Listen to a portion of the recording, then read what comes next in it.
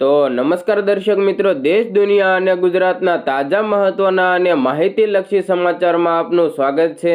દર્શક મિત્રો, દેશ અને વિદેશમાં ઘટતી અવનવી ઘટનાઓની માહિતી તેમજ રાજનીતિને લગતા અને ખાસ કરીને ખેડૂતોને લગતા સમાચાર સૌથી પહેલા મેળવવા માટે અમારી ટ્રેન્ડિંગ ગુજરાત યુટ્યુબ ચેનલને અત્યારે સબસ્ક્રાઇબ કરી લેજો અને બાજુમાં આપેલા ઘંટડીના નિશાનને પણ પ્રેસ કરી દેજો, જેથી અમારા અવનવા વિડીયોની અપડેટ સૌથી પહેલા તમારા સુધી પહોંચી જાય.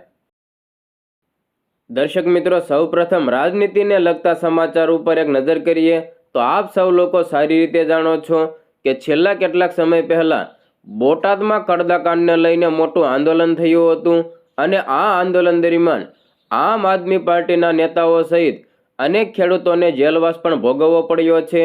તો અનેક ખેડૂતોને જામીન પણ મળી ગયા છે. ત્યારે હવે આમ આદમી પાર્ટીના બે મોટા કદાવર નેતા રાજુભાઈ કરપડા અને પ્રવીણ રામના જેલવાસને લઈને મોટી અપડેટ સામે આવી છે. શું આ બંને નેતાઓને જામીન મળશે કે કેમ?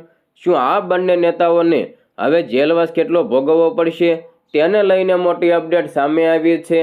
તો વિગતવાર માહિતી મેળવીએ. મિત્રો, ગુજરાતમાં છેલ્લા થોડા સમયથી કડદાકાંડ ખૂબ જ ચર્ચાનો વિષય રહ્યો છે અને આ કડદાકાંડ સામે આમ આદમી પાર્ટીના નેતાઓ મેદાને આવ્યા હતા.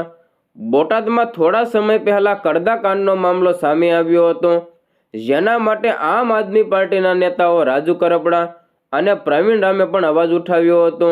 ખેડૂતોને એકઠા કર્યા અને બોટાદ માર્કેટિંગ યાર્ડમાં ચાલતા કડદા સામે હુંકાર ભર્યો હતો અને જોરદાર વિરોધ પણ નોંધાવ્યો.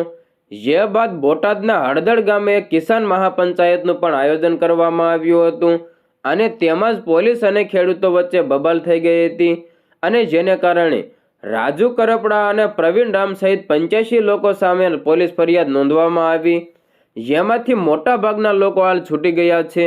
હવે માત્ર 11 લોકોના જામીન જ બાકી છે અને ગઈકાલે રાજુ કરપડા અને પ્રવીણ રામના જામીન મામલે કોર્ટમાં સુનાવણી હાથ ધરવામાં આવી હતી અને આ બંનેના જામીન નામંજૂર કરવામાં આવ્યા છે.